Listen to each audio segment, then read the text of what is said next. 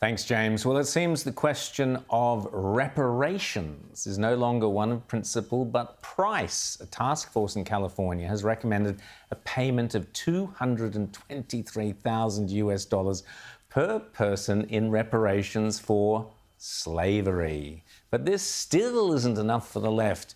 Dion Jenkins, a self-described grassroots hip-hop organizer for reparations, is requesting that California up the price by paying every black resident of California $800,000 each.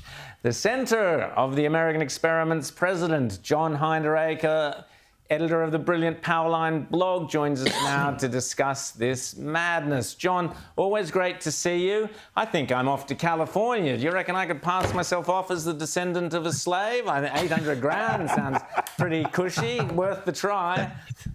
How are you? It's a great gig. It's a great gig if you can get it. So we have here this insane spectacle of people who never owned slaves paying money to people who never were slaves in a state that never had slavery. That's where we're at today in America. So I did the arithmetic on this, Rowan, at $800,000 a piece. And California has a relatively low African-American population, but still at $800,000 a piece, it comes out to about $1.8 trillion, which is about 4 times the entire annual revenue of the state of California. And what's happening here, Rowan, is that the state has gotten itself into a pickle here that's going to be very hard to get out of. They've held out this, this promise that somehow they're going to do reparations. You can't appoint a task force to study reparations and have the task force come back and say, never mind, forget it. They got to come back with something. Well, this is Gavin Newsom's task force. Well, this is Gavin Newsom's task force, and we keep hearing he's one of the front runners to be the next Democrat presidential candidate. Is this going to damage him at all, or is he just destined to be a candidate, or at least the final two? Well, I think a lot of that depends, Rita, on what Joe Biden decides to do, or better, rather, what Jill Biden decides that Joe should do. I mean, 2024 is still a pretty long way off. But the big problem Gavin Newsom has is that his state, California, is a disaster area in every possible way.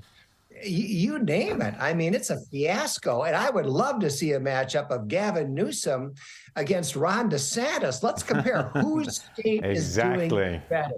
Well, James. John, on the subject of states, let's talk about my old home state of New York. And you want to talk about disaster areas there. You've got a report here that 10% of the highest income earners in New York have fled the city. They're continuing to leave even post-COVID. Is New York now just taxing itself basically out of existence? Well, one of the basic phenomena here in the U.S., as you know, is the exodus of people out of blue states and into red states. This has been going on for years, and it's continuing. But these data just came out within the last week or so. And it's really shocking. In 1 year alone, 2020, 10% of all of the taxpayers in New York City earning $750,000 or more, and by the way, they represent a huge percentage of that city and state's tax base, 10% of them left the state of New York, and 6% of the taxpayers in New York City earning between $150,000 and $750,000, that's pretty much the rest of the taxpayers, also left the state of New York. This is obviously an unsustainable business strategy, and yet in 2021, they raised taxes again in New York State. Rita. Well, this is something that doesn't seem to change, though, because you see these disaster-strewn cities, and far worse than New York, and yet they do not change their voting patterns. They keep some of these cities that are really crime-riddled, massive poverty issues, massive drug issues, have had Democrat rule for decades, uninterrupted. So is there any chance that is going to change, or are they going to just keep voting for more of the same?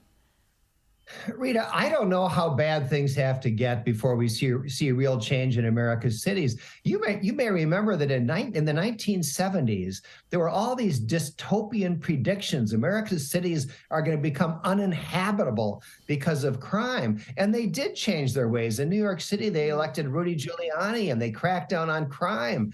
And they rescued that city from disaster. A number of other cities did the same thing. And things had to get really bad before that happened. And I'm afraid, Rita, that may be the same story today.